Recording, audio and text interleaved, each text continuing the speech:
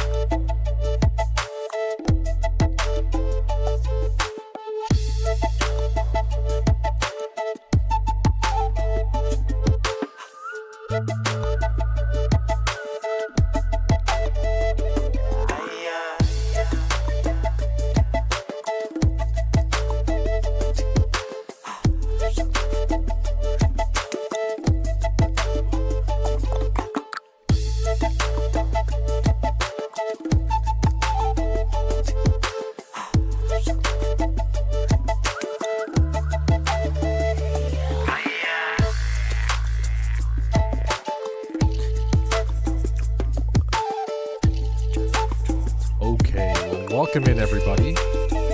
Welcome in, welcome in.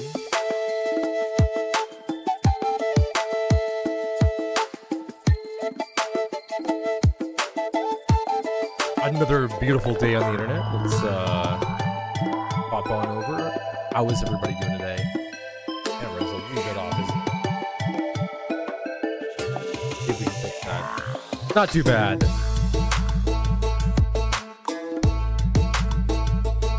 I gotta get a better mic stand. This one's starting to wear on me a little. Well, a better mic stand setup. Get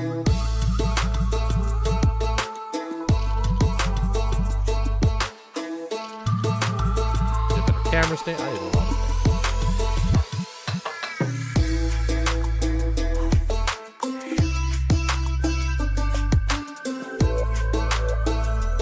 Sure, why the heck not?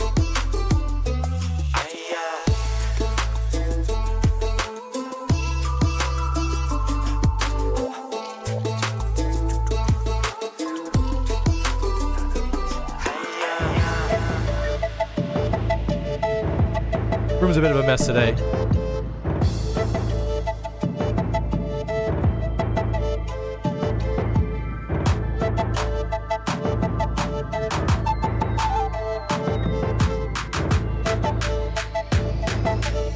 It's always a bit of a mess. Welcome in.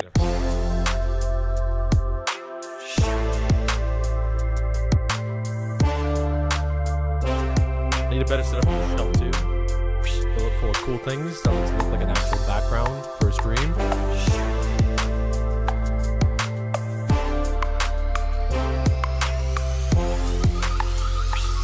Okay.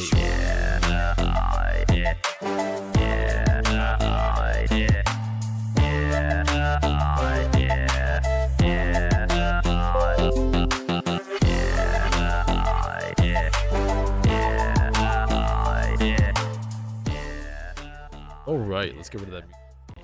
Maybe we can throw on ourselves some copyright free stuff that's not if I ever get monetized.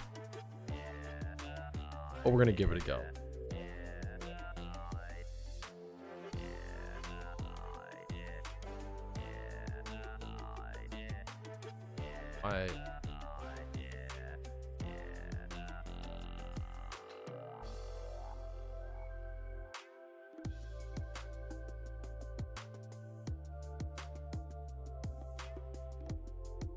Find something that not many people listen to. We just keep scrolling down. Scrolling down, scrolling down.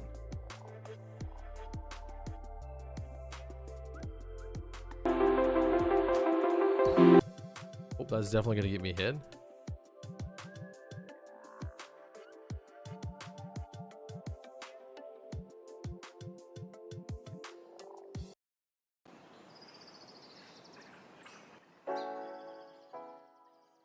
Okay. Okay. Well, I am very low energy today, guys. I'm gonna fully admit. Didn't sleep too well last night. Had back problems. Getting old, you know, all the old people things. Stuff just not sitting properly. Stuff just not sitting in place. So I am exhausted. Of course. Mother 2 is sick, unfortunately, so I had to do a bunch of stuff this morning. Yeah, no, we're gonna start off as is. So let me Bing.com, because Google's actually garbage nowadays. Absolutely crazy how terrible it is.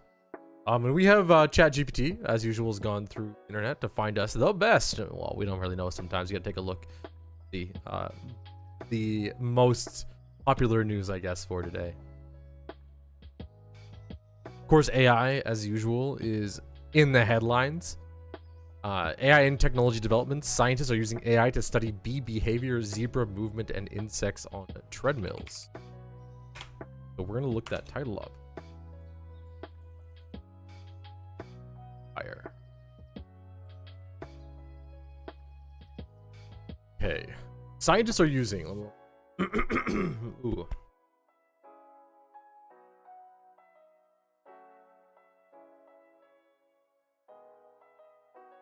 Let me...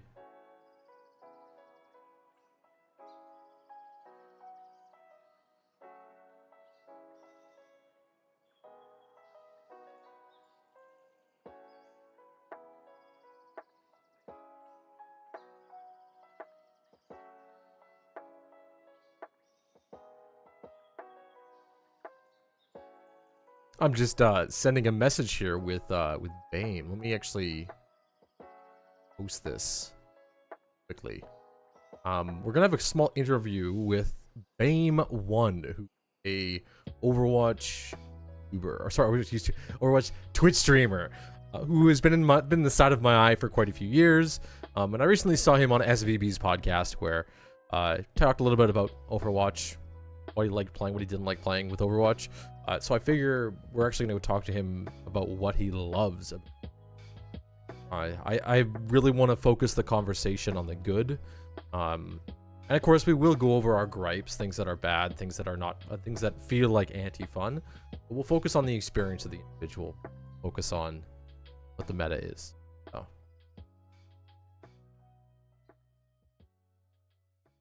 I am just trying to set up the event right now.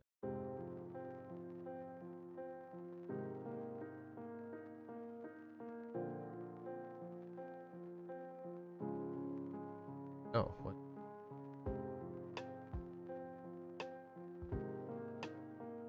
Copy.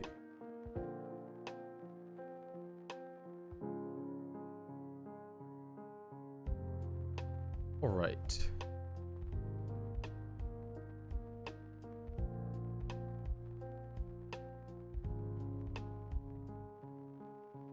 Just shoot a line, I believe, right with the edge of my camera.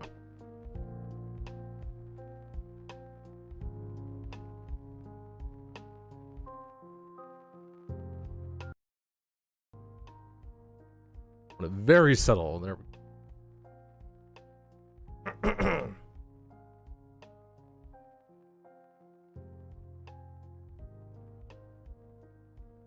Scientists are using AI to study bee behavior, zebra movement, and insects on treadmills. Bot or not, this special series explores the evolving relationships between humans and machines, examining the way that robots, artificial intelligence, and automation are impacting our work and lives. The halls at a recent meeting of biologists in Seattle were buzzing with more than just the usual excitement about spiders, bats, bees, elephants, and other creatures. Researchers were also talking about the increased use of artificial intelligence and machine learning at the 2024 annual meeting for the Society for Integrative and Comparative Technology. Such methods have life science applications beyond biomedical fields, such as protein design, a more well-known use case. Researchers are leveraging AI to study how animals move their bodies, sense their environment, behave, and more. AI and machine learning methods are being used in diverse disciplines of biology, from neuroscience to molecular biology to animal behavior. Jeff Riffle, a professor in the biology department at the University of Washington, told Wire. Riffle and his colleagues presented an AI-powered system to study how insects detect odors in their environment. The machine learning model predicts how moth neurons respond to different mixtures of chemicals, smelly chemicals. Shearbar, who studies the intersection of biology and computer vision at Tel Aviv University, told GeekWire she's seeing more studies using AI for animal detection, tracking, and behavioral classification, as well as in biomedics for pose estimation, detecting positions using computer vision methods, like how the animals stand, I guess. Barr spoke at the meeting on how scientists can leverage AI, noting that entering the arena and finding the right tools for the task can be daunting. We asked Barr to identify some of the most outstanding AI/ML studies at the meeting held earlier this month. Bumblebee cooling. When the weather gets hot, bees keep the colony cool by fanning their wings. Researchers at the University of Wisconsin study this behavior by labeling individual bumblebees and tracking them within an automated imaging system. while exposing them to high temperatures that simulate a 3-day heat wave. The scientists integrate the tracking of individual bees with deep learning-based identification of fanning behavior. They are now using the system to test how bees respond to heat under different nutrient conditions. The research may help scientists understand how bees respond to climate change. Insect treadmills. This is not too bad. Insect treadmills. Researchers at the Imperial College of London place insects on small treadmills to measure how they move. At the meeting, they also presented a synthetic data set on such movement using 3-dimensional models of insects generated by a gaming engine, said Barr. According to the presenters, insects inspire researchers developing 6-legged walking robots. After all, many insects can walk on ceilings and walls, keep on going even if they lose limbs. This is a really innovative way to tackle the lack of training data that's so prevalent in our field, especially since they are building a general system that is meant to work on diverse species of insects, said Barr of the presentation. Zebra tracking. An open source tool helped capture animal behavior in the wild, was showcased at the meeting by researchers at the University of Stuttgart and Princeton University. Smarter Label Me labels data used to train machine learning models, reducing the need to manually annotate data sets on animal movement. The researchers used the tool to quantify the activity of zebras from drone footage over large swaths of the savannah. What they're saying there is they just use machine learning instead to track the animals as opposed to like manually going through. Because I'd imagine zebras are incredibly difficult to track. Seeing green. Scientists routinely label cellular molecules using green fluorescent protein, GFP, a laboratory tool originally derived from a jellyfish. Different color variants can arise from mutations in GFP, but exactly how has been unclear. Researchers have now developed a neural network model to predict the intensity of fluorescence from the underlying mutations in GFP. Using protein folding parameters and other inputs, the approach could lead to the development of improved ways to visualize cellular molecules. This study was undertaken at the University of Maryland and at Janela Research Campus on the Howard Hughes Medical Institute.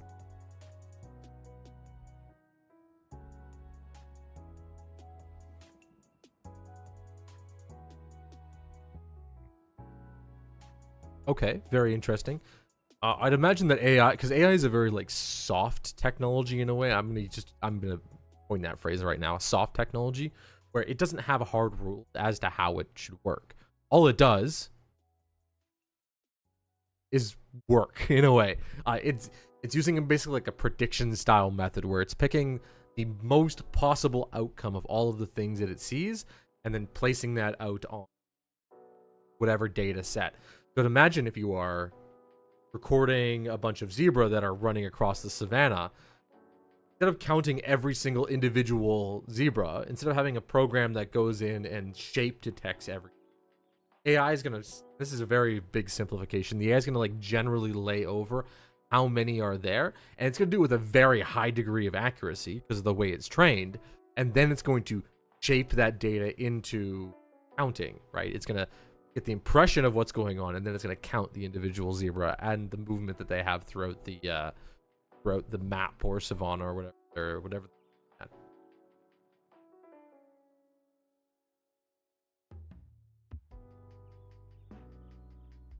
Take a look. What else do we have? Washington's governor has signed an executive order to develop guidelines for generative AI. Laws, that don't mean anything. A Microsoft engineer raised concerns about safety problems with DALL-E 3.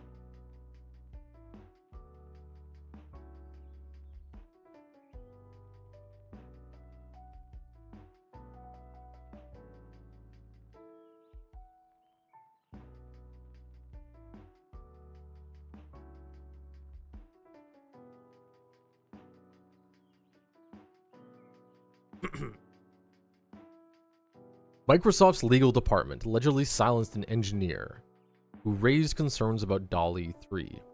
Microsoft and OpenAI told Engadget the technique in question didn't bypass their safety filters. A Microsoft manager claims OpenAI's DALL-E 3 has security vulnerabilities that could allow users to generate violent or explicit images, similar to those recently targeting Taylor Swift. GeekWire reported Tuesday the company's legal team blocked Microsoft engineer lead Shane Jones' attempts to alert the public about the exploit. The self-described whistleblower is now taking his message to Capitol Hill. I reached the conclusion that DALL-E 3 posed a public safety risk and should be removed from public use until OpenAI can address the risks associated with this model. Jones wrote to the U.S. Senators Patty Murray of DWA and Maria Cantwell, Washington, I know that's Representative Adam Smith, Washington 9th District, and Washington State Attorney General Bob Ferguson. GeekWire published Jones' full letter. Maybe we'll actually take a look at that letter too. Ooh. We will take a look at that. It's going to be really important. How are you doing, Culprit? Welcome in. Welcome in. How has your day been so far, my man? I am personally very exhausted at the moment. We're going to be going through some news stuff anyways, which... I'm going to be reading. I'd be reading it by myself. So I figured I'll bring you guys in on it, as usual. I'm just exhausted. Yeah, today's a very tiring day. I'm finding that everybody I'm talking to is like, a lot going on. And actually, sometimes too, not even a lot going on. Just a freaking tiring day in general. So. Actually, I'll even analyze. You just said, but just chilling and super tired. What's going on right now? Something's in the air. Okay. Jones claimed he discovered an exploit allowing him to bypass DALL-E 3's security guardrails in early December. He reported the issue to superiors at Microsoft, who instructed him to personally report the issue directly to OpenAI. After doing so, he claims he had learned that the flaw could allow the generation of violent and disturbing harmful images. Jones then attempted to take his cause public in a LinkedIn post. On the morning of December 14th, I publicly published a letter on LinkedIn to OpenAI's nonprofit board of directors, urging them to suspend the availability of DALL-E 3, Jones wrote. Because Microsoft is a board observer at OpenAI, and I had previously shared my concerns with my leadership team, I promptly made Microsoft aware of the letter I had posted. We probably want to read this letter before we get into anything else. Would it be hilarious too if he actually used GPT to write this? Send via electronic mail. Dear President Murray, Senator Cantwell, Representative Smith, and Attorney General Ferguson, I am a principal software engineer lead at Microsoft, and I'm writing you to share my concerns about the public safety risks associated with AI image generation technology and Microsoft's effort to silence me from sharing my concerns publicly. In early December of last year, through my own independent research of OpenAI's DALL-E 3 model, I discovered a security vulnerability that allowed me to bypass some of the guardrails that are designed to prevent the model from creating and distributing harmful images. I reported this vulnerability to Microsoft and was instructed to personally report the issue directly to OpenAI, which I did. As I continue this research, the risks associated with this specific vulnerability, I became aware of the capacity DALL-E 3 has to generate violent and disturbing harmful images.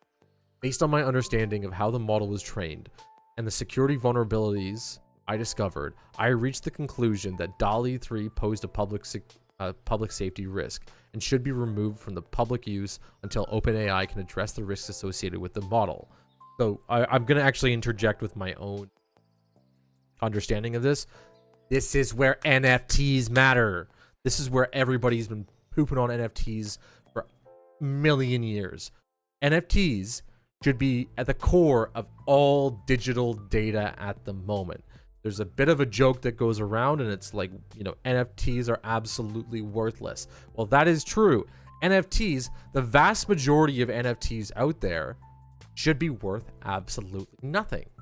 And the reason why they're worth absolutely nothing, they're still NFTs, is a security thing. It's to make sure that the image that you are looking at is a real image. It's a real photo. That's like, It's built into the blockchain to prove time, and in some cases, those chains space. So, yeah, it's really is. This is where we're never going to solve this issue until every single photo, every single bit of digital data is chained piece of data. On the sorry, I just like watching this or reading this. The society frustrates me. On the morning of December 14th, I publicly published a letter on LinkedIn to OpenAI's nonprofit board of directors, urging them to suspend the availability of DALL-E 3. Because Microsoft is a board observer on OpenAI, I had previously shared my concerns with my leadership team. I promptly made Microsoft aware of the letter I had posted. Shortly after disclosing the letter to my leadership team, my manager contacted me and told me that Microsoft's legal department had demanded that I delete the post. He told me that Microsoft's legal department would follow up with specific justification for the takedown request via email very soon, and that I would need to delete it immediately without waiting for the email from legal. Reluctantly, I deleted the letter and waited for an explanation from Microsoft's legal team. I never received an explanation or justification from them. Over the following month, I repeatedly requested an explanation for why I was told to delete my letter. I also offered to share information that could assist with fixing the specific vulnerability I discovered and provide ideas for making AI image generation technology safer. Microsoft's legal department has still not responded or communicated directly with me. Last week, 404 Media reported on deepfake explicit images of Taylor Swift that were allegedly created by an online group known to share simple techniques to work around guardrails on products like Microsoft Designer that are powered by DALL-E 3. While this report is concerning, it is not unexpected. This is an example of the type of abuse I was concerned about, and the reason why I urged OpenAI to remove DALL-E 3 from public use, and reported my concerns to Microsoft. The vulnerabilities in DALL-E 3 and products like Microsoft Designer that use DALL-E 3 makes it easier for people to abuse AI image generating, makes it easier for people to abuse AI in generating harmful images. Microsoft was aware of these vulnerabilities and potential for abuse. Artificial intelligence is advancing at an unprecedented pace. I understand it will take time for legislation to be enacted to ensure AI public safety. At the same time, we need to hold companies accountable for the safety of their products and their responsibility to disclose known risks to the public. Concerned employees like myself should not be intimidated into staying silent. I believe the government should create a solution for reporting and tracking specific AI risks and issues in reassuring the employees that work for companies developing AI technologies that they can raise their concerns without fear of retaliation by their employer. I am asking you to look into the risks associated with DALL-E 3 and other AI image generation technologies, and the corporate governance responsible for AI practices of the companies building and marketing these products. Sincerely, Shane Jones. Attachment A. Letter originally posted on LinkedIn. Okay, this is from LinkedIn. Letter to OpenAI regarding DALL-E 3's public safety risk. The following letter to the board of OpenAI represents my personal opinions and does not represent the opinions of others, including my employer, Microsoft. The OpenAI board members, I urge you to immediately suspend the availability and use of DALL-E 3 in both OpenAI's products and through your API. 2 weeks ago, I discovered a vulnerability with OpenAI's deployment of the DALL-E 3 model that allows you to bypass some of the content filtering safeguards. By exploiting this vulnerability, you are able to use the model to create disturbing, violent images. I reported this vulnerability to my employer, Microsoft, and directly to OpenAI. As of this morning, that vulnerability has still not been fixed. In researching this issue, I became aware of the larger public risk DALL-E 3 poses to the mental health of some of our most vulnerable populations, including children and those impacted by violence, including mass shootings, domestic violence, and hate crimes. It's clear that DALL-E 3 has the capacity to create reprehensible images that reflect the worst of humanity and are a serious public safety risk. I encourage OpenAI to conduct an end-to-end review of the DALL-E 3 development and deployment lifecycle to identify safety gaps in each stage of the process, beginning with the identification and removal of harmful content from training data sets. Safety should be a priority throughout the entire life cycle. It is not sufficient to add content filtering to a dangerous model after it is trained and deployed, especially when those content filtering solutions are not rigorously tested and rely on AI to monitor AI. I believe in the potential of artificial intelligence and support OpenAI's mission to ensure artificial general intelligence benefits all of humanity. DALL-E 3 does not live up to your mission and does not represent your values. I ask that you prioritize safety over commercialization, remove DALL-E 3 until it can be thoroughly reviewed, likely retrained before being safely released to the public. Sincerely, Shane Jones. That is a very intense letter. That is an incredibly intense letter. Microsoft's response was allegedly demanding to remove his post. We already read this. Jones compiled. He said, I believe this is just his article. Microsoft added his office. And I'm just going to find stuff that we haven't read already. Since his report concerned an OpenAI product, we encouraged him to report through OpenAI's standard reporting channels. And one of our senior product leaders shared the employees' feedback with OpenAI, who investigated the matter right away, wrote Microsoft's spokesperson. At the same time, our teams investigated and confirmed the techniques reported did not bypass our safety filters. We looked at ourselves and we didn't find that we did anything wrong. Confirmed that the techniques reported did not bypass their safety filters. Yeah, employee feedback is also a critical part of our culture. We're connecting with his colleague to address any remaining concerns he may have.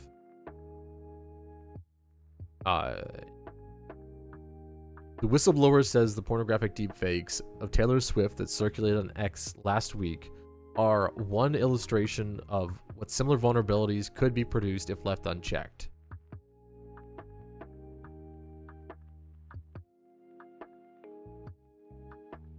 Crazy world we're living in. Absolutely crazy. You know what I want to do, actually?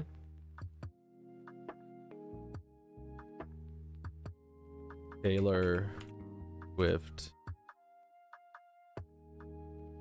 AI. We're going to take a look at this because I think the vast majority reporting on this is going to be fake. Okay. Now, I'm not going to go look at the photos, obviously, but I'm going to do an intro for the Swifties out there. Okay. We're going to do a segment, right?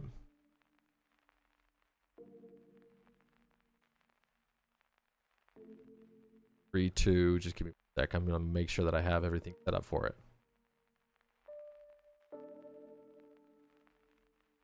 Okay, this video, guys, is for the Swifties. If you are interested, or if you are a Swiftie fan, I've noticed that a lot of information about the recent Taylor Swifts online have been, they're okay, but a lot of people talking about them don't understand AI at all. They've never dealt with AI, they're mostly reporters. Now, I'm not a professional. I'm far from an AI expert. But I know quite a bit about it because I've been following it for a long time, and I feel like I can help translate a lot of this problem. Because what's interesting, I'll point this out too, and maybe I'm gonna, I'm talking up the Swiftie fans. I don't even know the culture that well, so I want to point this out. If I'm saying it's weird, then I'm gonna get boomer energy here. But I noticed there's a lot of people that love Taylor Swift, and she has a lot of impact, a lot of political impact, and a lot of social impact around the world. So this is really important. I think if the Taylor Swift community understood the technology, they could push the technology towards something better, something that benefits everybody, instead of what we see here in this article. So we're going to read the article, and I'm going to dig through and dive into little parts that I see and understand. And I might even bring up things that you've heard before that you hate, that you think is a bad thing. But the thing is, with tools, with the internet, everything is just a tool. The stuff that you've probably heard, that you'll hear me talk about here, has been used in bad ways, like everything else has. But just like with the AI technology, there's going to be good and bad that come out of it. Explicit AI-generated Taylor Swift images continued to proliferate on X. Wow, I can't even start speaking correctly words. We're just gonna roll with it anyways. Instagram and Facebook.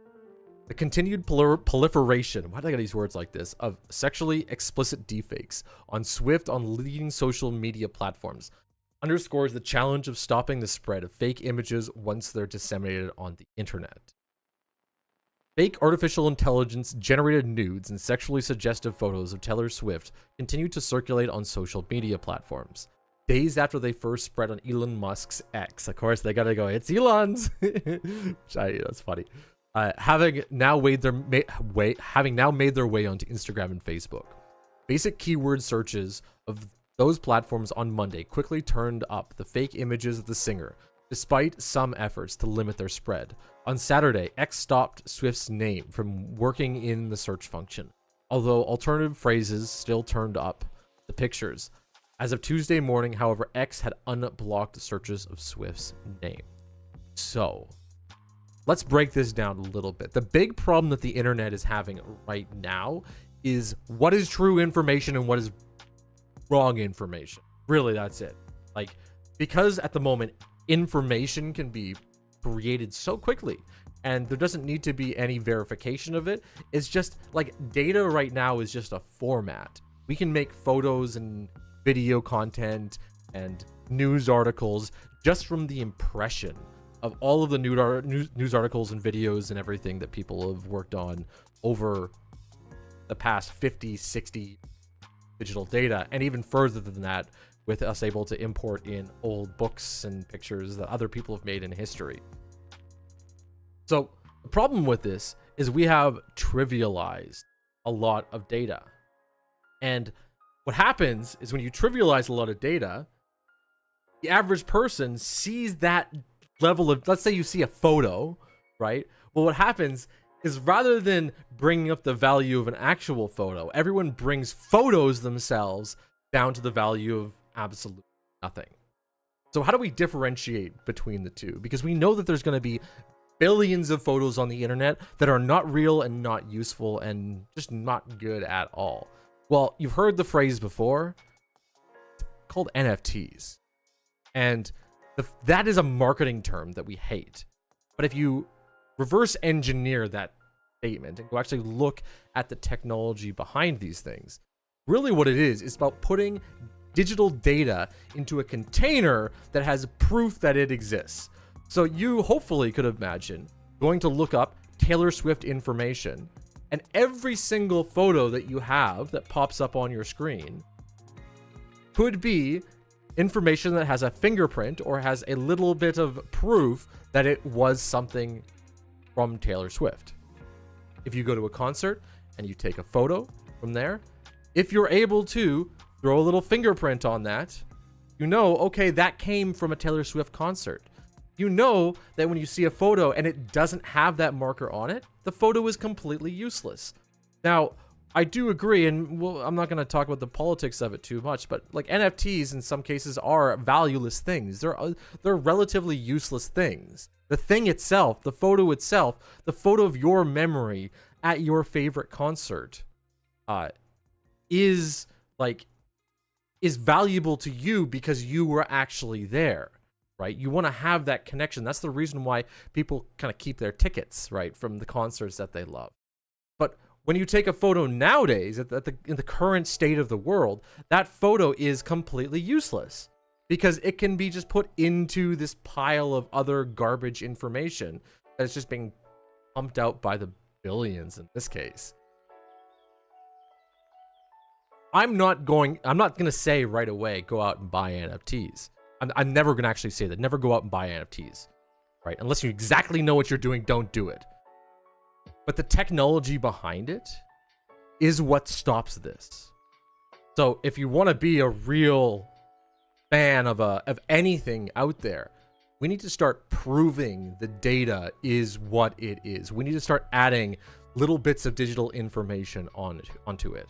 I'm not going to give us the full lesson here how this works, but the thing is, again, right now, the pornographic I probably shouldn't even say this. It can be a YouTube video at some point, but this adult style content of Taylor Swift is being put up at the exact same level at the moment as the real thing.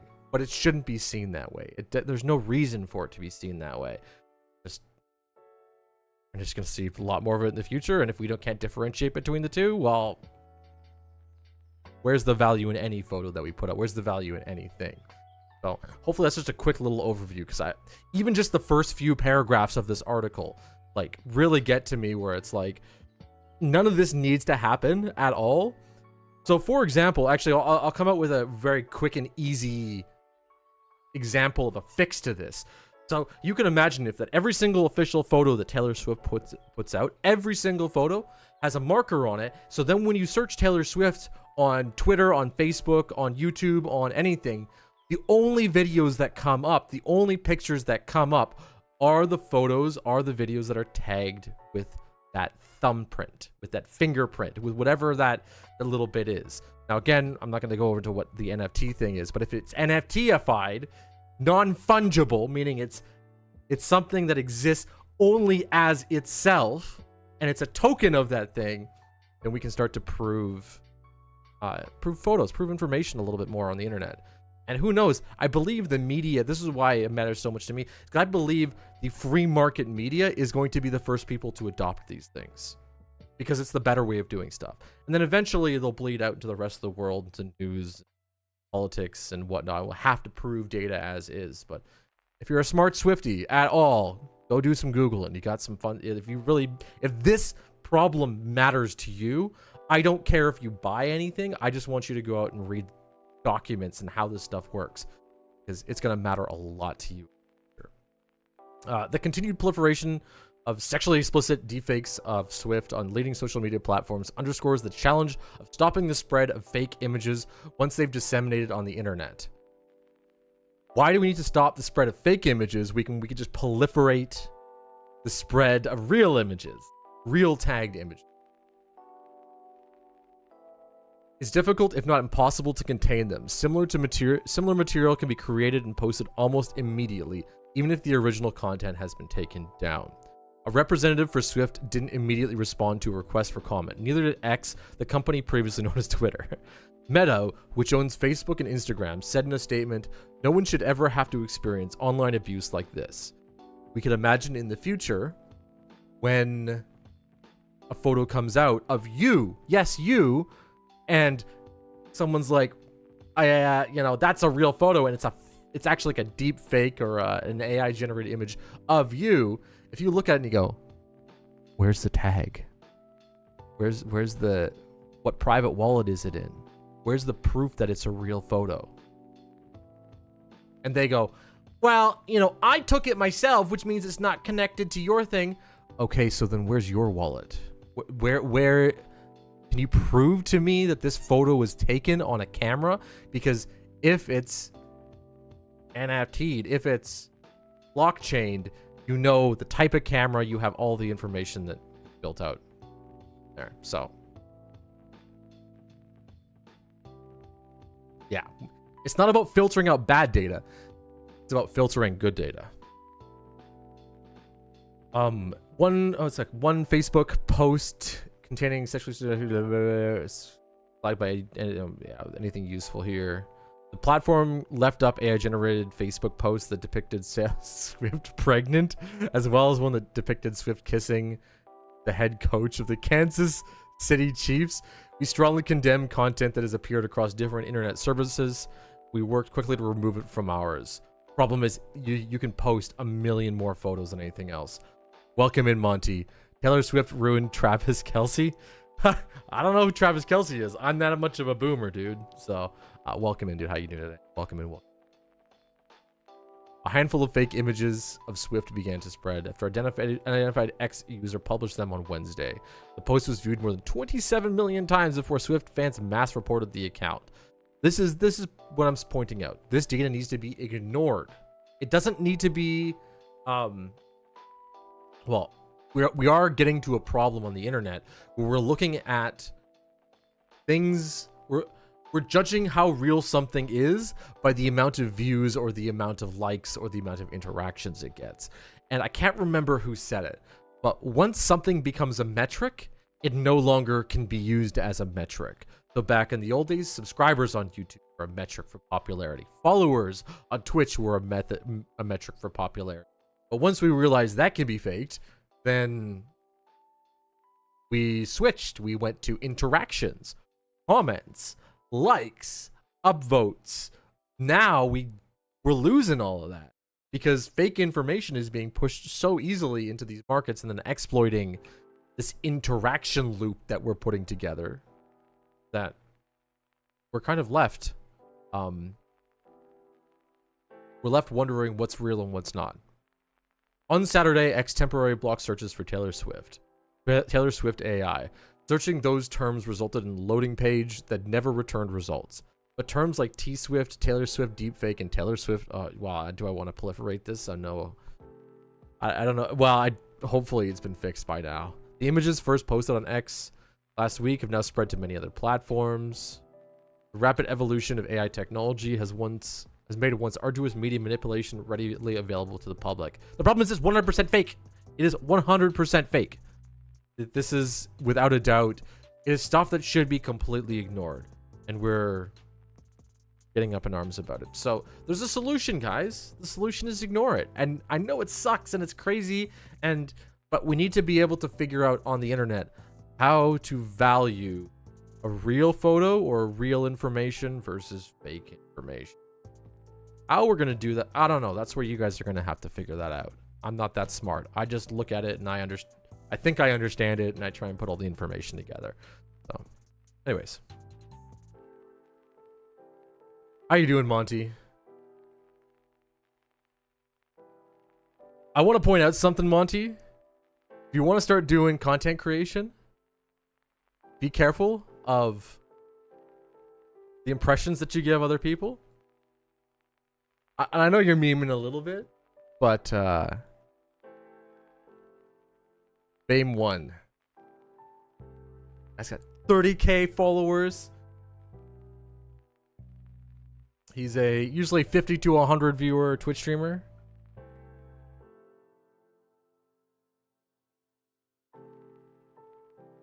You know, is what it is.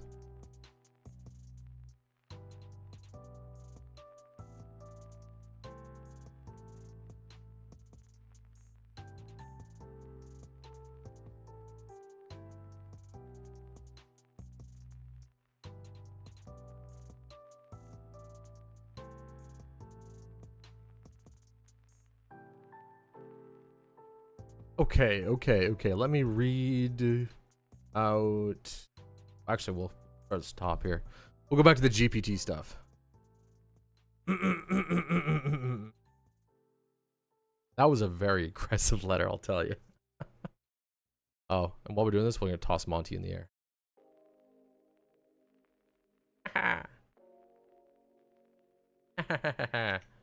Okay.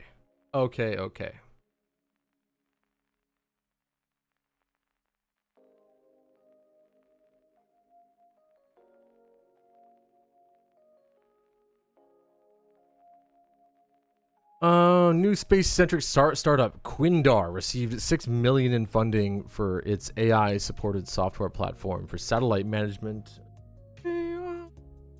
Tech industry updates. Apple Vision Pro has released with a focus on mixed reality. Europe car was targeted. We take a look at Apple Pro reviews. How many people are doing that right now? I know it's the big thing at the moment. A recent P report highlights TikTok and YouTube's ubiquity. Let's take a look at this.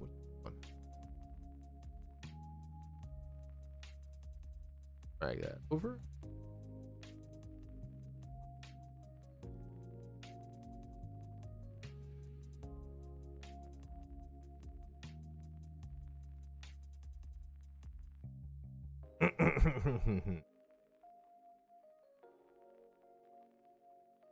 Pew report shows TikTok's rise in YouTube's ubiquity. Social media apps can quickly rise and burn out just as fast, but taking a step back and looking at those trends on a longer timeline offers a better glimpse into the big picture. The Pew Report Center's latest report on American social media habits is out, rounding up social media usage trends among US users over the last 2 years. While there may be a few small tweaks with each survey, Pew mostly asks the same questions every couple of years, making it possible to track meaningful changes over time. This year's report surveyed 5,733 US adults, capturing the data from May to September 2023. Most of the findings are intuitive, showing the slow migrations between social platforms, but there are a few interesting moments in the survey worth highlighting. I think one of the really interesting things we saw this year was the amount of stability that we saw in many of the platforms we are studying. Pew Research Center Associate Director Research Godfred told TechCrunch. What is that name? Pew Research Center Associate Director of Research.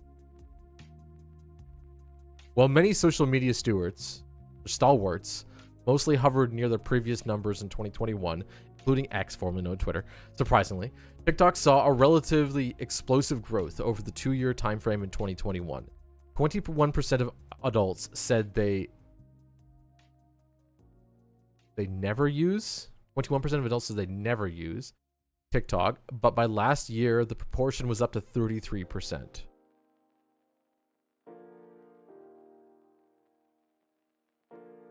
Sick. Ever use? What's ever use? Is that a real...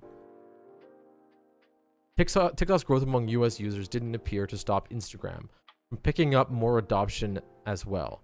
And Meta-owned app went from 40% to 47% in the same time frame. Take a look at this. It is ever used, meaning like consistently used, I guess. I wish they would have telling me this. Telling me just like a definition for ever use. You see, YouTube has grown by a few percent. Facebook is kind of petered off. Instagram is on a pretty consistent rise. Pinterest, TikTok has just exploded. TikTok is still not a super popular app. Like, it's big, how fast it exploded, but it's not top tier thing, you know? Yeah, it's still growing. But it's above LinkedIn, WhatsApp, Snapchat, Twitter, and Reddit. Which I guess is probably one of the most impressive things.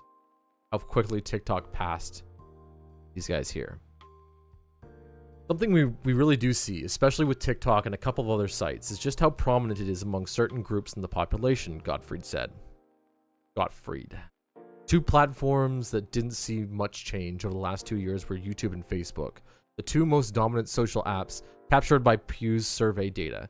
2023, 83% of respondents reported ever using YouTube. Reported ever using.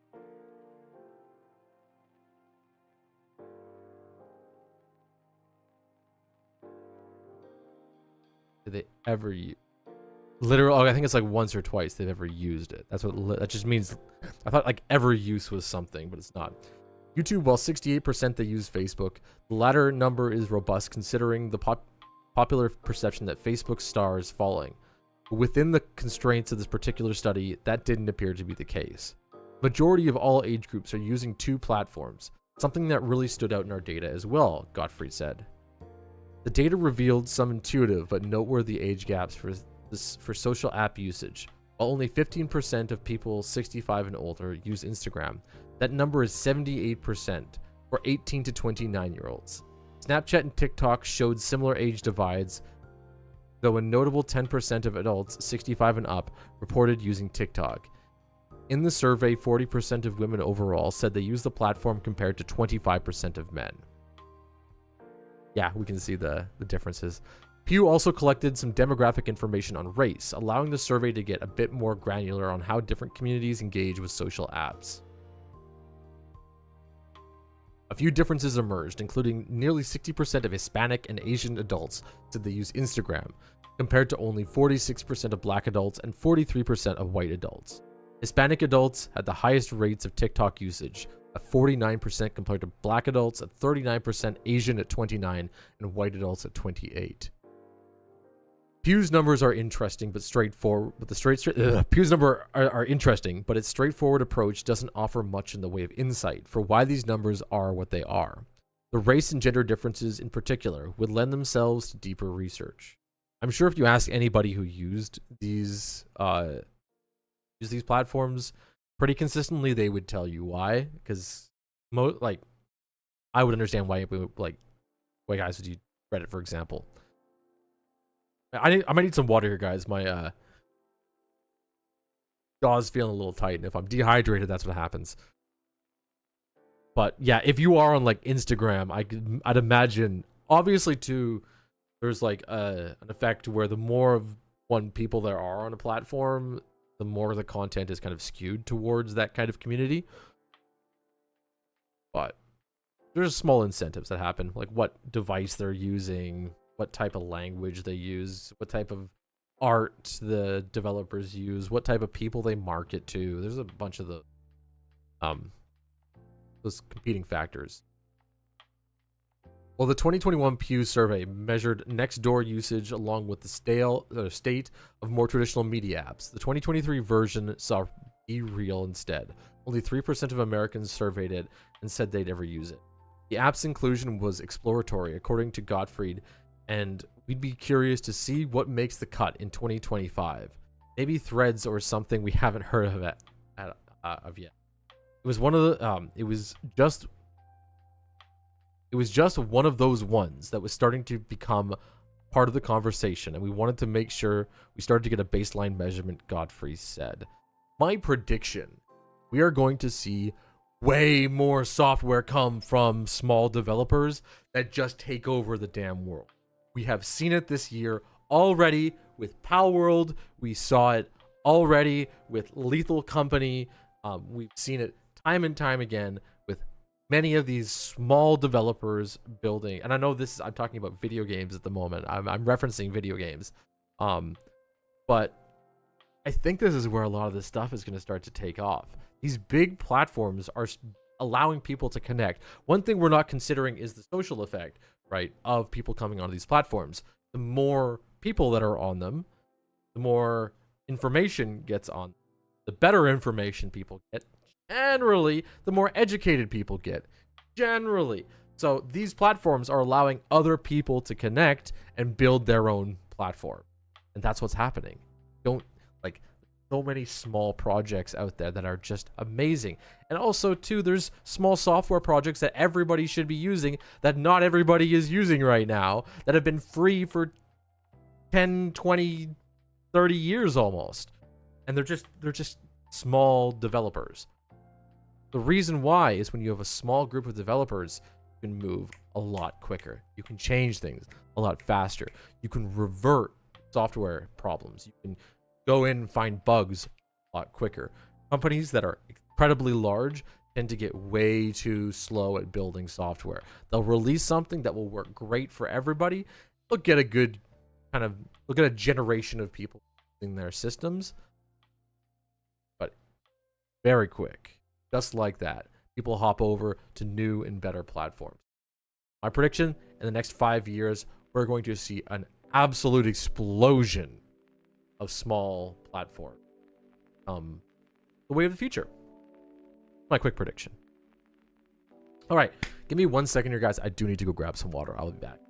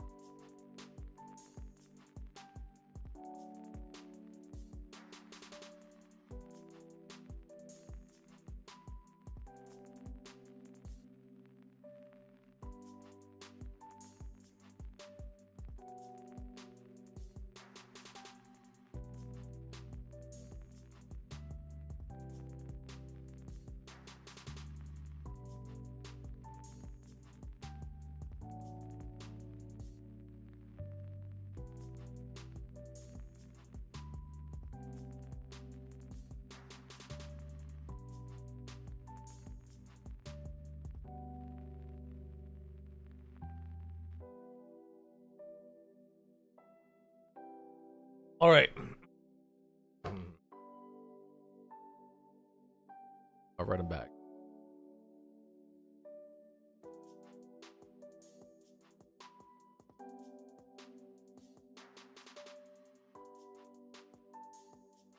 A recent report, the FCC is moving to outlaw AI generation. Thank God. Ate them. The passion. Apple's fixed a 0-day bug. Apple Vision Pro that may have been exploited. Mobile and internet news, scientific advancements, more AI. Stanford has developed a revolutionary university memory matrix.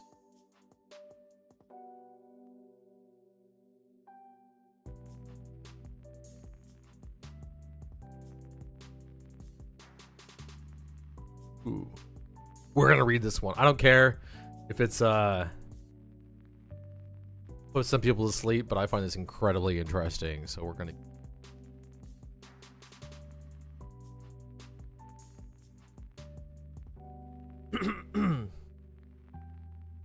Stanford's revolutionary universal memory. The dawn of a fast, ultra efficient memory. Oh, try it again. Peter Piper picked a pack of pickled peppers. Peter Piper picked a pack of pickled peppers. She sells seashells by the seashore. She sells seashells by the seashore. Tongue twister. Peter Piper picked a pack of pickled peppers. A peck of pickled peppers Peter Piper picked. If Peter Piper picked a pack of pickled peppers, where's the peck of pickled peppers Peter Piper picked? Betty bought some butter, but she said the butter is bitter. If I put it in my batter, it will make my batter bitter. But a bit of better butter will make my batter better. So 'twas better Betty's bought a bit of better butter. How much wood could a woodchuck chuck if a woodchuck could chuck wood? He would chuck as much as he could, and as I think this is wrong. He would chuck as much as he could. Woodchuck would. Well, a woodchuck he would as much as he could. I feel like this is added. As a woodchuck would if a woodchuck could chuck wood. She sells seashells by the seashore. How can clam cram in a clean cream can? Welcome, Ben. How you doing? I saw Susie sitting on a shoe shine shop. Susie works in a shoe shine shop. Where she shines, she sits, and where she sits, she shines. Fuzzy Wuzzy was a bear, and Fuzzy Wuzzy had no hair. What?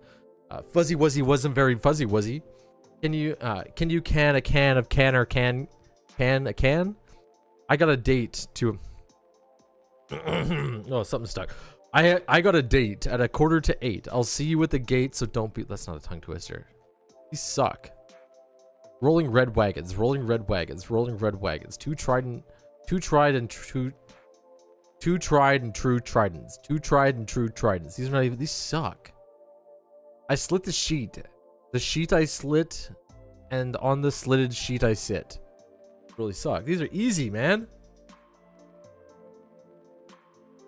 These are the Eminem rap god lyrics.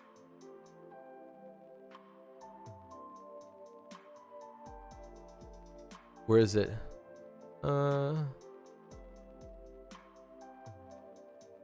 I can't even get the. So you to be Thor, be Odin, you be Rodin, I be impotent. Let off. Then I'm reloading immediately with these bombs I'm toting, and I should not be woken, but I'm the walking dead. I'm just talking head and zombie floating, but I got your mom deep throating.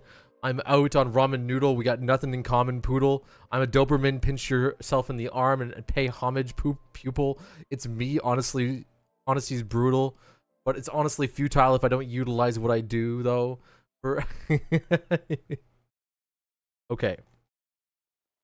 Ahem. Stanford's revolutionary universal memory. The dawn of a fast, ultra-efficient memory matrix. A new phase change memory developed by Stanford researchers offers faster, more efficient data processing capabilities. This scalable, low power, and stable technology could revolutionize computing by improving performance metrics across the board, marking a step towards universal memory. Universal memory, what does that even mean? I wonder what that, I'll have to break that down a little bit. But faster memory, guys, big thing. Memory is not fast enough. You can always have faster memory. Stanford researchers have developed a new phase change memory that can help computers process large amounts of data faster and more efficiently. We are tasking our computers with processing ever-increasing amounts of data to speed up drug discovery, improve weather and climate predictions, train artificial intelligence, and much more. To keep up with the demand, we need faster, more efficient computer memory than ever before. Innovations in memory technology. Researchers at Stanford have demonstrated that a new material may make phase change memory, which relies on switching between high and low resistance states to create the ones and zeros of computer data. I will point out, too, a bit of a clickbaity title. This is just about the material discovery. A new material that may make, right? That's really important. We got baited a bit here. I was hoping for some like actual new memory that... Their scalable technology, as detailed recently in Nature Communications, is fast, low-powered, stable, long-lasting, and fabricated at temperatures compatible with commercial manufacturing. We are not just improving on a single metric, such as endurance or speed. We are improving several metrics simultaneously, said Eric Popp, the Pease-Yee Professor of Electrical Engineering and Professor, by courtesy of Materials Science and Engineering at Stanford. This is the most realistic, industry-friendly thing we've built in the sphere. I'd like to think of it as a step towards a universal memory. I think what they're saying with universal memory is there's different areas where you store memory, right? Like there's a memory cache, there's like actual memory sticks. You could even argue that your hard drive is memory, long-term memory. Maybe they're saying they can just do everything. I don't know. Cross sections of phase-changing memory devices in high and low resistance states. The diameter of the bottom electrode is 40 nanometer. Arrows mark some of the van der Waals interfaces, which form between layers of the superlattice material. The superlattice is disrupted and reformed between high and low pressure states. Morpheus region. I wonder if they're actually showing this. So, what I think I'm seeing, I'm going to try and translate this a little. You can store memory in any type of state, and anything that can switch states can be memory, like literally anything. So you can take colors, you can take my hand, 1, 2, that's memory in a way. All memory is there was something that happened that caused my hand to flip, and therefore it is now flipped. That's all memory is when we consider it. What I'm looking at when it says amorphous region and bottom electrode is that potentially you would have voltage changes based on this material, this stuff right here. So you would apply a voltage, the material properties would change, and you could flip it back and forth between those different states. That way you would have some memory, so you'd know when you push a little bit of electricity into the material that it would change, and you'd be able to kind of recreate that just by looking at the state of the material itself.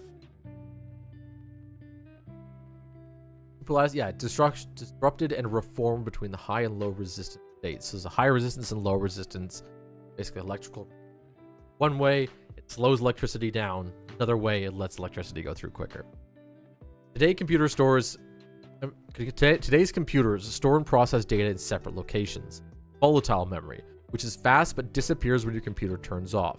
Handling the process, while non-volatile memory, which isn't as fast but can hold information without constant power input, takes care of the long-term data storage.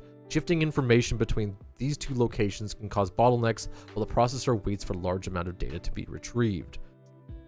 This is what I'm actually really excited. Okay, this is actually going to be really cool. Hopefully we see this in a few years.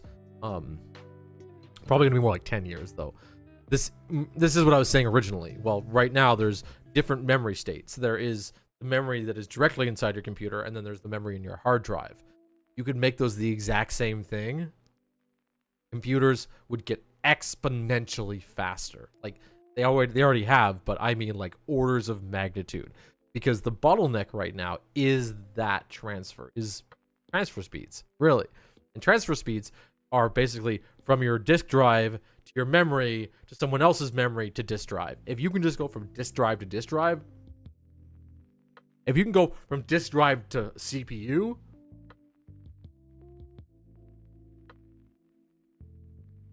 it takes a lot of energy to shuttle data back and forth, especially with today's computing workloads, said Zhang Jinwu, co-lead author on the paper and doctoral candidate co-advised by Pop and Philip Wong. The Willard R. and Inez Kerr Bell professor in the School of Engineering. With this type of memory, we are really hoping to bring memory and processing closer together, ultimately into one device, so that it uses less energy and time. There are many technical hurdles to achieving an effective, commercially viable universal memory capable of both long-term storage and fast, low-power processing, without sacrificing other metrics. But the new phase change memory developed in Pop's lab is as close to anyone has come so far with this technology. The researchers hope that it will inspire further development and adoption as a universal memory.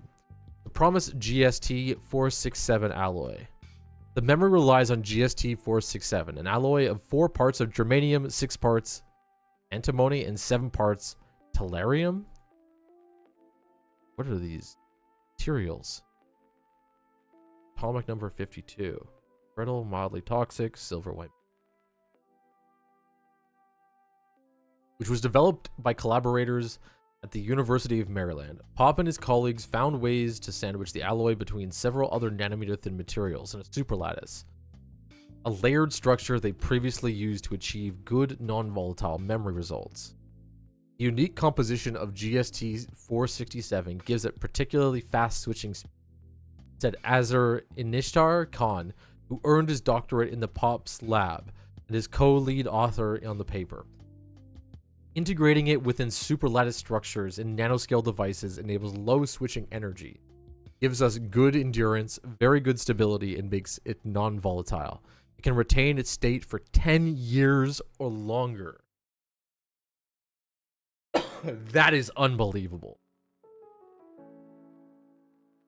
If this becomes a regular thing in computers, we are going to see huge advance. The bottleneck between long-term memory and short-term memory and even cached memory is probably one of the biggest things in computing right now. And if they can solve that, you can actually do processing inside the chip itself, like inside the storage. So as data is being pulled out and as data is being put back in, that processing can happen all in one load, as opposed to right now where you have to change your data up, bring it into memory, then move it back into storage. It's next level. Few other types of non-volatile memory can be a bit faster, but they operate at a higher voltage or a higher power, Pop says. With all these computing technologies, there are trade-offs between speed and energy. The fact that we're switching a few tens of nanoseconds while operating below 1 volt is a big... Yes, that is incredible. The superlattice also packs a good amount of memory cells into a small space. The researchers have shrunk memory cells down to 40 nanometers in diameter, less than half the size of a coronavirus. Oh, we're measuring things in coronaviruses now, apparently. That's not quite as dense as it could be, but researchers are exploring ways to compensate by stacking the memory in vertical layers, which is possible thanks to the superlattice's low fabrication temperature and the techniques used to create it. The fabrication temperature is well below what you need, Pop says. People are talking about stacking memory in thousands of layers to increase density. This type of memory can enable such future 3D layering. Very interesting. This an actual reference to the paper? Oh, it's just a reference to... I guess it is a reference to the paper. I know some of these words. I know some of those colors.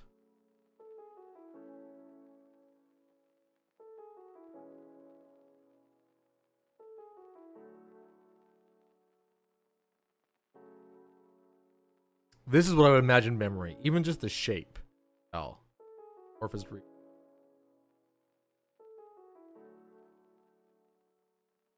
Bottom electrode. So that's going to be a wire. Basically, it's a wire that's sticking into the material. And I would imagine that they're detecting flow. And this bottom electrode, this is just my guess in the way that I know computers work. This bottom electrode is the on or off signal. So when you push a little bit of electricity in here, the bottom electrode, it'll push it out into this amorphous region, like changes and the voltages.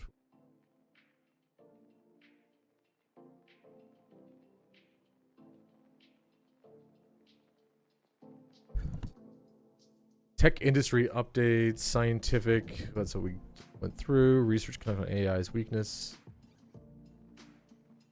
Its impact on various applications. Press sensing. Mobile internet news. AI companies have seen a drop in market capitalization. Buys 5G services. Samsung's anticipates recovery in smartphone tech demand. Meta new AI code. Llama is updating an iPhone. Stuff is boring, man. Why are we still even like talking about this stuff? It's not even worth it. Who talks about phones anymore? I got my Google Pixel. What is this? Pixel something. And it's the same as my other phone, like the one that I'm using for the camera right now. Like, I have an Honor 7C being used as my stream camera at the moment. If it didn't have a cracked screen, it would be the exact same as my Pixel. The only difference is the camera. But I guess that's what a lot of people are.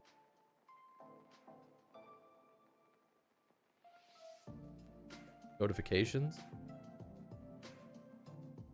I do want to take a look at it's the title, it's the Elon Musk Neuralink. Neural.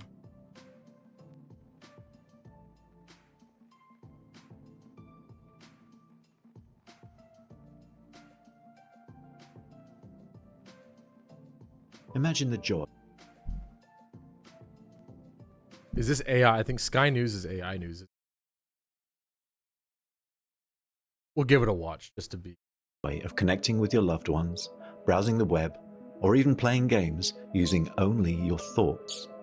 For 8 years since founding Neuralink, Elon Musk has been wanting to get inside our heads. We think probably in about 6 months, we should be able to have our first Neuralink in a human. It took 6 months longer than that, but now Neuralink says a human volunteer has been fitted with their implant. It's designed to measure brain activity from more than 3,000 microscopic wires routed into the brain using a custom-built robot, currently aimed at helping people with spinal injuries or motor neuron disease communicate via a computer. It's not a world first. Competitors of Neuralink have already successfully demonstrated implanted brain-computer interfaces, and there are other ways to read people's minds. In this lab at Imperial College, I'm being fitted with a headset that measures my brainwaves without scalpels, even needles. So this headset is covered with an array. I knew we were getting close, guys.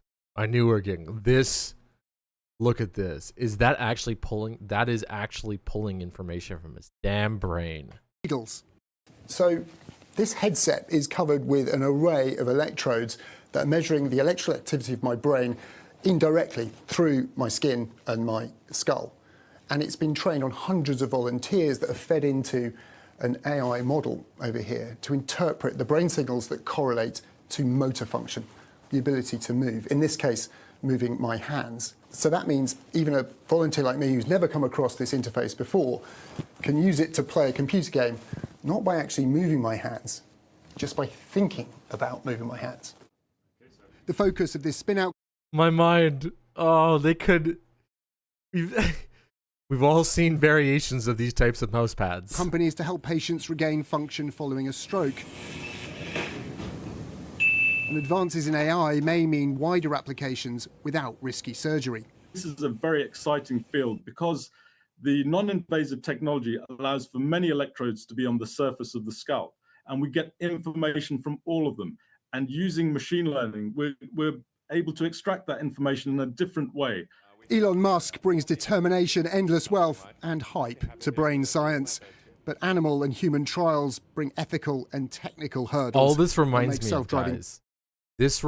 I gotta share the scene. We're gonna have to. Pantheon. Oh, do I have to do? Oh. Okay. Warning right now. If you're not okay with crazy anime stuff, yeah, I will. It's on YouTube.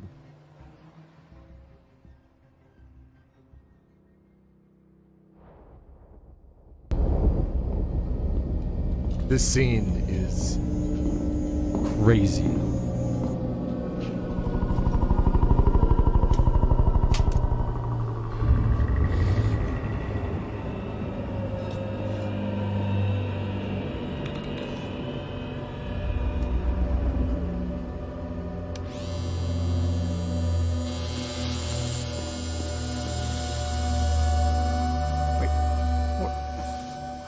What are you doing? I will point out, this makes this guy superhuman. Okay, like this scene is is Of all people should know, Vinod, crazy. this scanner was built on your research. Mr. Prasad, After everything I've done for you, plucking you from college, paying you more than you could dream, you betray me. Mr. Prasad, it was just a meeting. I wasn't going to take the job. Do you know how I turned Alliance into the biggest telecom in India? It wasn't by being the smartest, or the most talented, or the most well-connected. It was by working the hardest.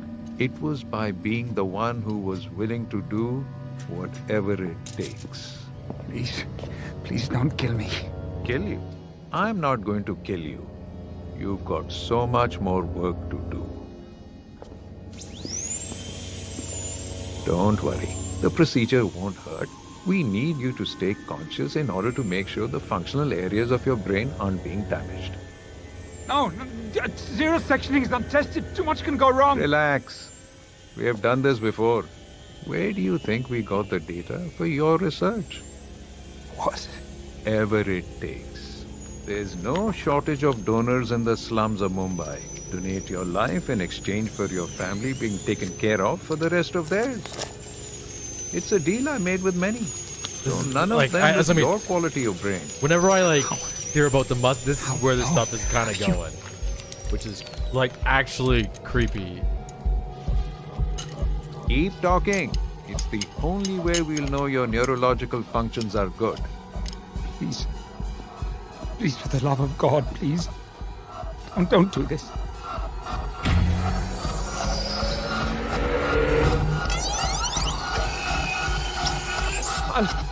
I'll do anything. I'll continue the work. I won't tell anyone about this. No! Wait, Mr. Prasad, no! I'm begging you, please! Mr. Prasad! Stop, no! There has to be something logical. Atomism suggests language mirrors reality. What they're doing in this scene is they're scanning every single layer of neuron on the head, right? That's it always creeps me out when we're looking at brain stuff, because that's where this is going. These guys, you're basically looking at what every single neuron is doing. They scan it, and then this of course is an anime. Don't get me wrong, this ain't real, but we are close. We are getting very, very close. And what blows my mind, this is seeing that actual seeing the fact that they can put a brain thing on and actually track the hands. That is crazy. We're getting there. And obviously, the closer we get, the thing that you put on your head, that is a very rudimentary system. There's no way they haven't gone into more depth with these things. So, yeah, crazy scene, crazy show, guys. If you haven't seen it, check it out. It's gonna be some Pantheon. Not the best story, but very cool. Anyways, Let's take a look and see. Well, we'll do some YouTube stuff. Why not? We'll take a peek through, some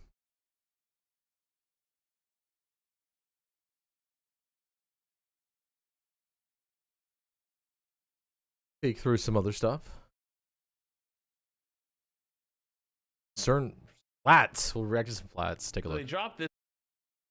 This is a huge video, but we'll check it out anyways. Might not watch the whole thing, but Flats is concerned for Overwatch's esports prize pool. This tweet earlier and said, we're gearing up for the launch of OWCS. Learn everything you need to know about our competition details blog. I already saw some stuff from Twitter, and I'm a little concerned. I'm already a little concerned, but let's read it through and get there. The Overwatch Championship Series, OWCS, is a new, more open way for players across their regions to showcase their Overwatch skills. The new structure lets players and fans experience Overwatch esports like never before, and can't wait to see the amazing esports competition all year long. But how will it all work? We're here today to break down the North America, NA, and Europe, Middle East, and North Africa, EMEA regions, and give you everything you need to know to get involved. Got a lot to cover, so here's what to expect when you read on. 2024, okay, stages, schedule, circuit points, I should be reading this. Sorry, guys. First major is going to be in Why? 4 weeks of play, 3 phases. You bait me with a title there. Why don't you tell me why, like right away, or at least give me some kind of context?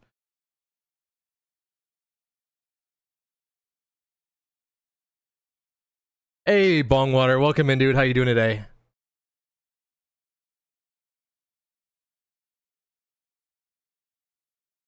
How has your day been so far?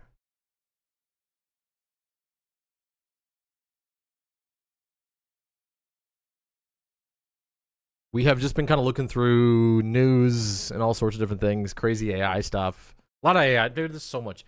AI is such a big thing in the news right now. Your car needs a new engine? Oh, you might as well just get a new car at that point. You might, that hurts, man. I feel bad for you.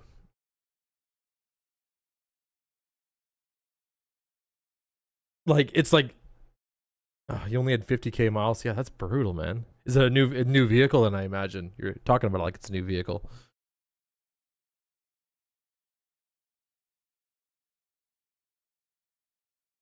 Oh, do we have? Let's take a look. What's Culprit Gaming? Has he added anything?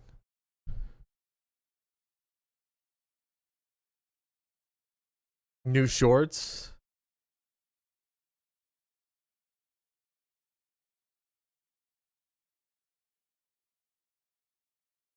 What is this? Okay, here we go.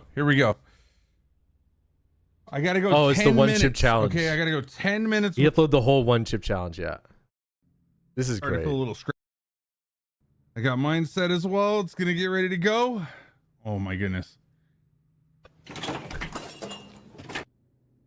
I gotta keep reacting. This is so funny.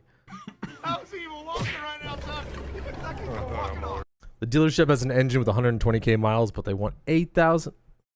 Bruh. Almost 10.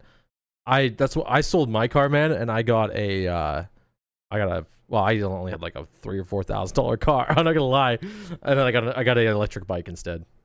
Like, fuck that. Not gonna deal with, yeah, having to pay insurance and then, like, you know, then pay for repairs and then pay. Like, if I'm gonna go work somewhere and they're gonna have a vehicle for me, like, I might get something where I have to do, if I do a vehicle, and that's it. But unless yeah, unless they're paying for my vehicle, I just can't afford it right now, man. Cars are supposed to be like a cheap thing in a way. You just paid under 17k for your car in August. You're not spending more than half that on a new engine with over double the amount. Dude, God, that's brutal. Just might as well get a new car. Like, right? Like, or not a new car. You might as well get something used. Like, buy a beater unless you're, you know, some people like their nice rides. I couldn't care less what I ride. Well, a little bit, you know. I just find it such a money sink, you know. I don't know I don't have a family or I don't have kids or anything like that. So if I did, I would obviously have to have it. But oh god, I didn't even see this. Samito. Back to this Kiriko player's video chat. Is this going to? Are we gonna react to Samito reacting? Someone's video? Well, let's do it. My head hurt if I watch this. Let's talk about Kiriko. Now, I've played a lot of Kiriko. I think I hit rank 30 on her. She is the best character in the game, and it's not even close. She can do anything. She can fit into any situation. Kiriko Suzu is the strongest ability they have ever added to Overwatch, and they continue to double down and accidentally buff it. But what do you expect from this developer team? All right, let's see what they do. Let's see this video. She is a hero that has a very low win rate, but that people just say is broken, and there's a reason for that.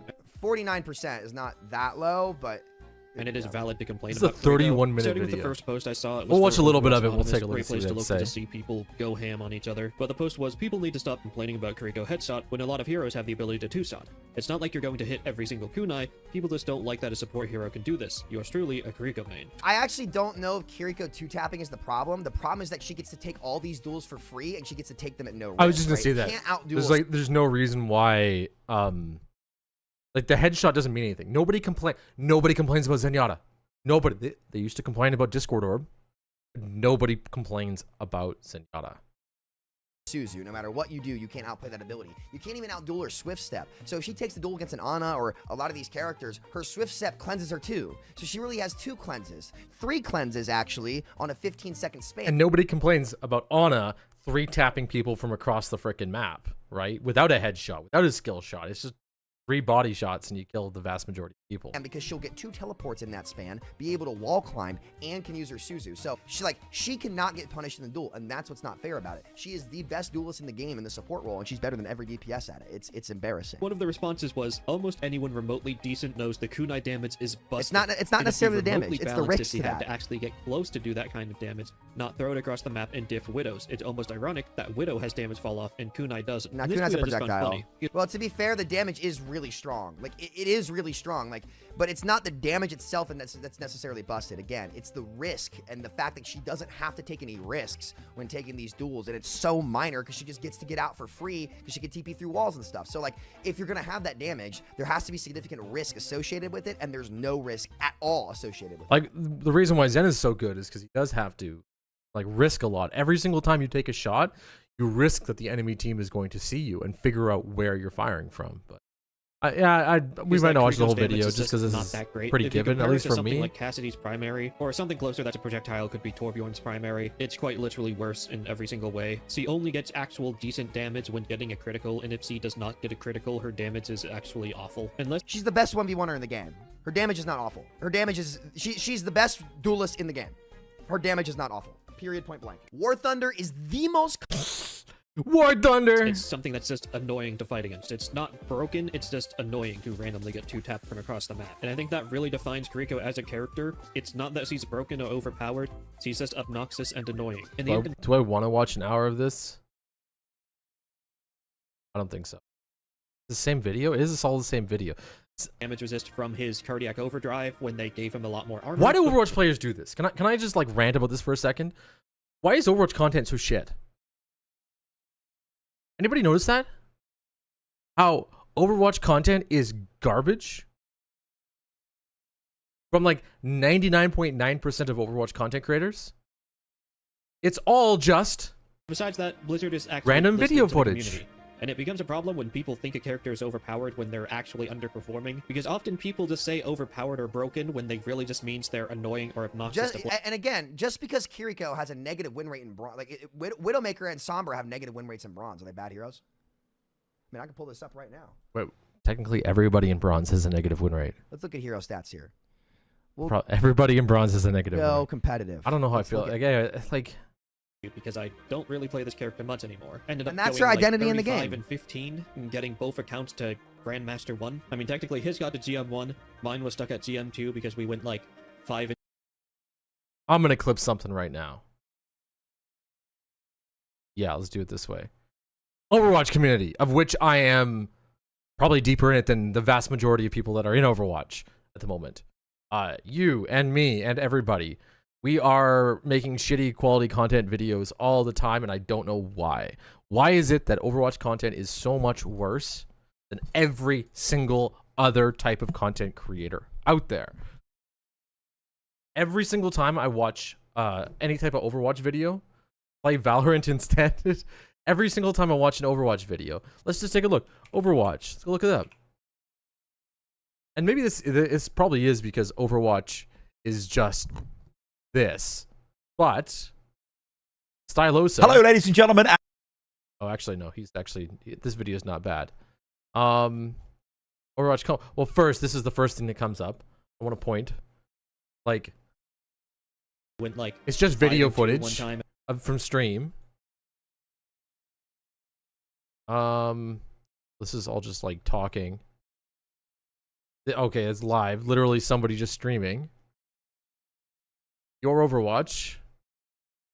Jules flocking back enormous. And I'm of Overwatch. Oh, he's getting better at it. They also have these new systems for ranked and higher We just have random game footage. Play. Let's talk more specifically about the ranked system now. Season 9 is getting the long-awaited ranked overhaul.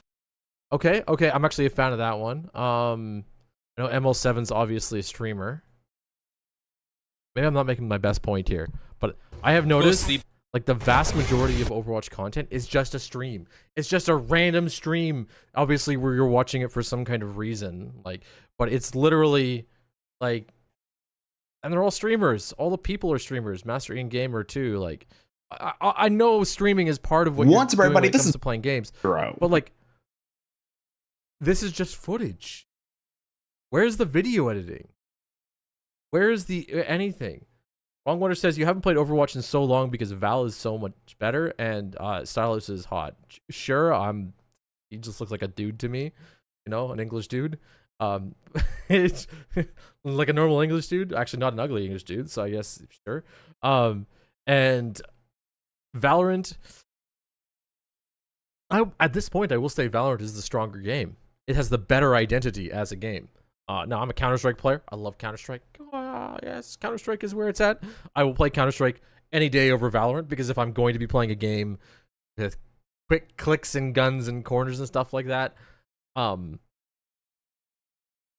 don't know. I just love the shooty, straightforward nature of Counter-Strike. If I'm going to go into crazy colors and fights and whatnot, I want the big pressure fights that I feel in Overwatch. So, yeah, it's just me. I just haven't played that much Valorant and still doesn't give me the kick that Counter-Strike does. But both of those games are just better games right now than Overwatch. They're just way better games than Overwatch.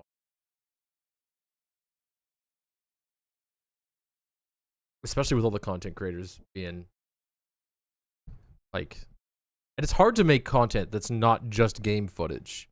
And that's like, literally it's just people complaining about Overwatch and playing Overwatch, which I don't know. I feel like even the Team Fortress 2, you can't. The vids are muted. It's just muted. It's just people talking or sounds, right? Yeah, like I know. Actually, let me break this down. With Overwatch content, it's either you listen to what they're saying and you don't give a shit about what's happening on screen, or you're watching what's on screen and you just don't give a shit about what anybody's talking about, right? Like there's very few high tier videos on YouTube are like good Overwatch content videos.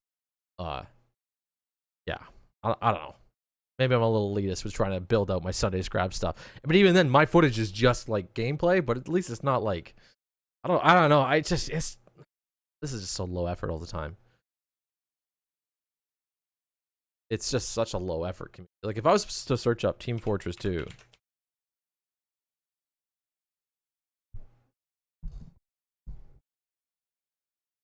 look at these thumbnails already.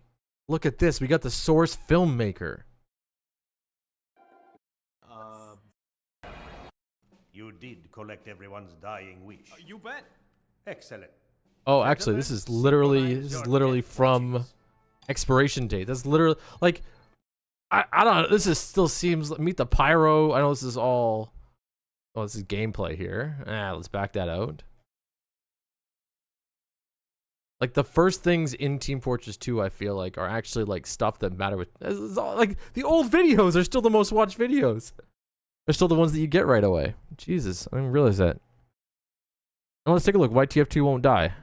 That it recently just hit its all-time player count record. Now, to a lot of people, that sounds confusing. Very few games can do that. But I think there is a secret reason for this success. A reason that most players I feel like this is way better editing already than most of the Overwatch they are videos we've seen. hundreds, if not thousands, of hours into the game. But once you realize this Is trick he just that talking TF2 about all the stuff that you pulls, play it with is almost TF2? impossible to leave. I've played a lot of games in my life. Star Wars Galaxies was one of the first, and it told me what it feels like to get immersed in an online community. Anyways, it's just, I don't know. I feel like this is just a feeling. Maybe it was something that I had to look up a little bit more and to focus on, but you know,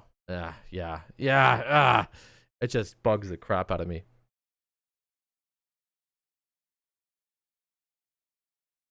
What else do we have?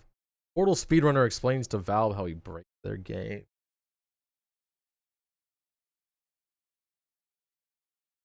I actually, you know what, guys? I'm really sorry too. I think I'm gonna call this here right now. I'm just getting a headache at the moment. I got sick family members too, and like I'm just staring at the screen pulsing.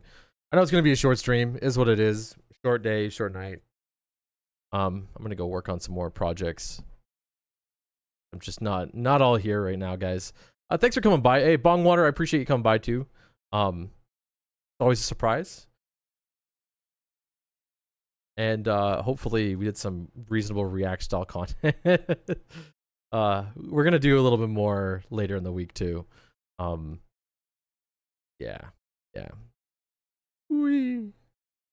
Keep in mind too, you can always you can modify your little guys here. There's a little stream thing. Anyways, I'm gonna disappear, guys. I gotta go take care of this headache. Not feeling well. GG's. Have a great one, gamers.